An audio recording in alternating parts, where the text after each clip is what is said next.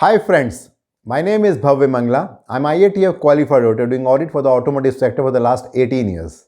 I'm again back with a very interesting topic that is related to horizontal deployment. It's a series going of the 7 steps about the problem solving. So I'm going to talk about step number 6. What exactly is this horizontal deployment all about?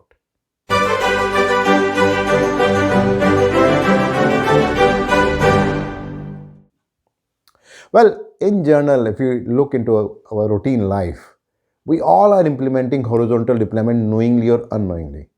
Say, for example, during the COVID pandemic, if one person in the family get tested for the COVID is positive, so maybe we generally think that, okay, why not other family members should also get tested and see that whether they are negative or positive. So that's a sort of a horizontal deployment. Or maybe something happens in our day-to-day life. Say you are going to an office and you just see that one of the tire of your car has little bit less pressure, air pressure. So when you go to a shop, you not only ask him to feel the pressure on that, but you also have to check the pressure of other 3 tires also, just to make sure that there is no problem there. So these are some of the easy life examples with respect to horizontal deployment. But if we talk in context of the organization, primarily when we talk about horizontal deployment, we are generally talking about it whenever there is some customer complaint, some internal rejection, some issue which has happened in the organization, and we are analyzing something and we are taking some action with respect to that. So as I said in the beginning that it's a series of 7 different episodes which is going on at this moment, wherein we are talking about the problem solving technique. Wherein the first step was talking about defining the problem. The second step was talking about the corrective containment and the interim action. Then I talked about the root cause analysis, wherein I talked about 3-layered 5 analysis and Ishikawa diagram. Then after that, I talked about the corrective action implementation followed by the effectiveness evaluation. And in this particular video, I'm specifically talking about the horizontal deployment. And after that, the last step will be with respect to documentation, lesson learned, and the promotion and awareness of that. Well, as per the PDSA cycle by Deming, when we talk about doing, at that time we are talking about corrective action implementation. When we talk about checking, then at that time we are actually checking that whatever actions that we have taken, whether they're effectively implemented or not. And then the last A, action. Now that's a step where we actually see that whatever actions that we have taken, can we implement the similar kind of action on other processes also.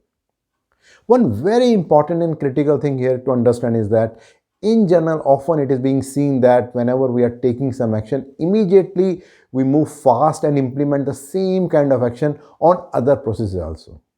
So here, I think there is a problem that we need to take care, because there could be a possibility that whatever actions that we have taken, it may not give result in a long term. So maybe we should wait for 1 month, 2 months, 3 months, or even more. And then once we know that actions are stabilized, they are giving a consistent result, only after that we should actually go the horizontal deployment. So this is one of the key things which is generally missing in the industry. Either we are not having any process for horizontal deployment, or even if we have the process, then we are doing it very fast. So we need to take care with respect to that. So when we talk about horizontal deployment, in Japanese term, it is also called yokoten. So if we talk about one very famous company, Toyota, they have a very wonderful system of implementing yokoten or the horizontal deployment. And when they are implementing horizontal deployment, the focus is not only on the success, but also on the failures also. Because in general, again, the industry trend is that whatever something good has happened, let's percolate all other places. But what about the failures?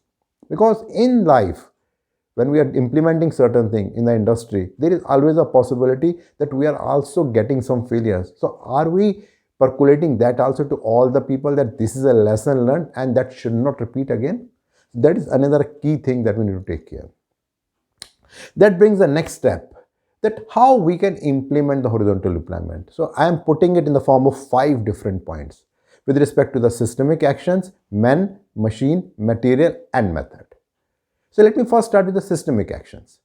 So say for example, there is an electronic component and we have taken a action with respect to, say there is maybe one component relay, there was a failure and the root causes with respect to the dust, and we have taken some action with respect to that. Now, when we talk about horizontal deployment, one very important thing to understand is that today the dust has impacted a relay, and that's why there is a problem there.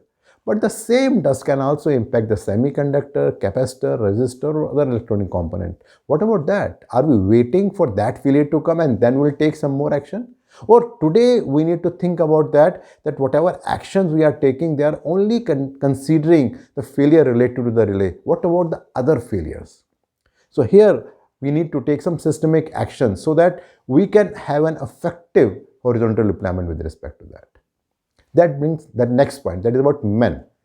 So when we talk about men in industry, we take different kind of action with respect to men. Say for example, there is a problem and one of the action that we have taken is with respect to the on-job training, which is good thing that we have implemented that and on-job training has been given to the concerned people.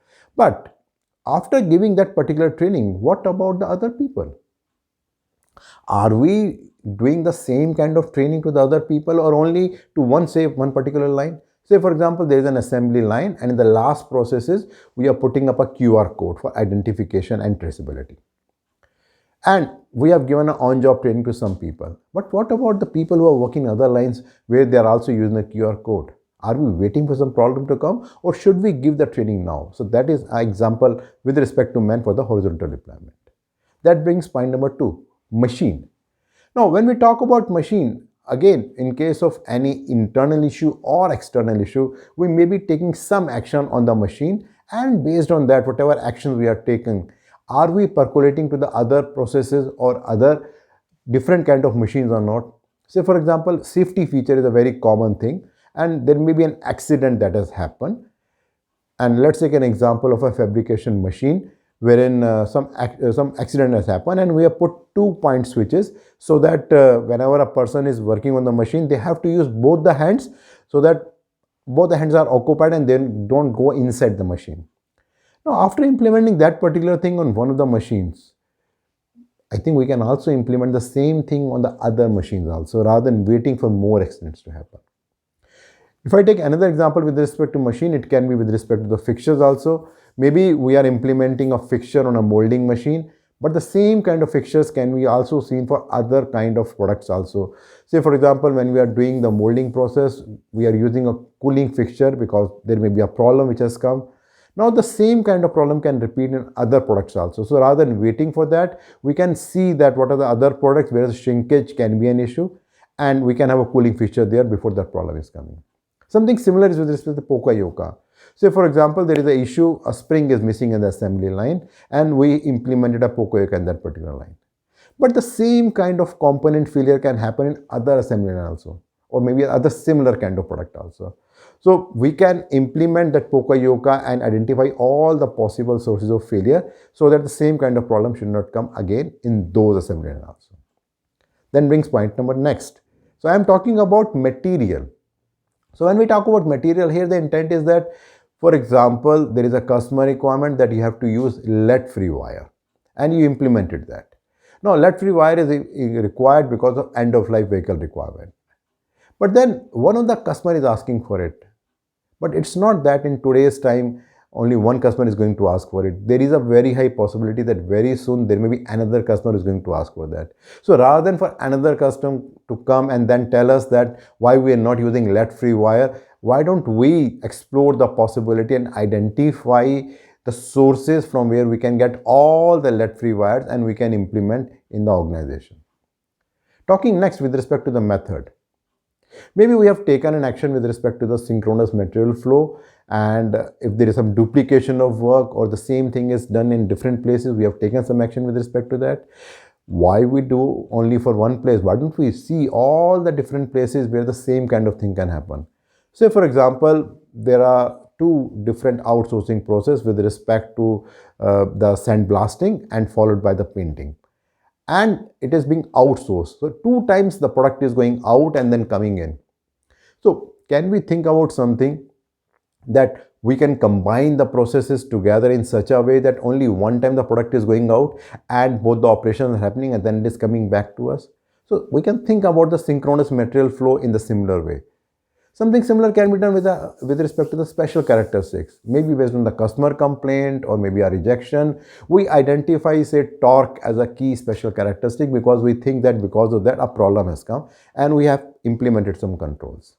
Now that same torquing process may be happening in 3 or 4 different places also. So we can think about that. Why don't we identify wherever torquing is there, maybe with respect to the final product, that can also be identified as a key special characteristic, and we can have some controls with respect to that. So these are all the examples with respect to horizontal deployment.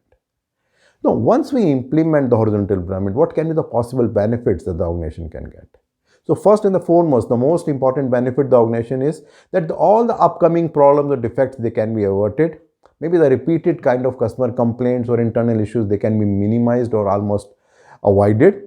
The cost of poor quality, which is a very big contributor whenever any rejection is coming, that can be taken care of. And certainly the employee motivation and the customer satisfaction level will certainly arise because of that.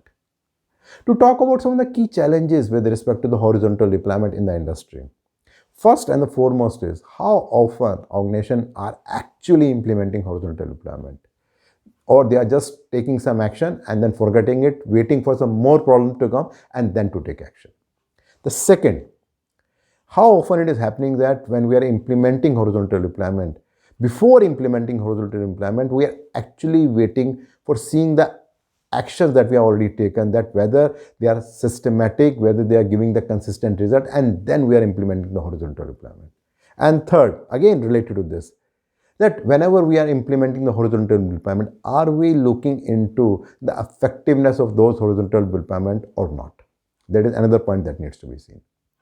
So if I do a summary, I talked about what exactly is horizontal deployment, then I gave different examples with respect to systemic action, action related to man, machine, material and method. Later on, I talked about the benefits with respect to the horizontal deployment. And the last, I talked about the key challenges that industry is facing with respect to the horizontal deployment. My next video will be the last in this series of the problem solving technique, and that will be step number 7, where I'll be talking about the lesson learned, documentation, and what we can do further with respect to that. Regularly, I'm getting a lot of feedback from your side, and they're helping me to understand your expectation. So please do continue that. And in case you want to understand about this particular video in more detail, if you see, you'll find a link below, and there is a blog there. And there you will find this information in much more detail. And in case you're liking these kind of videos and blogs, you can always share with your friends and colleagues. And you can subscribe to my YouTube channel and my website, bhavyamangla.com. Thank you.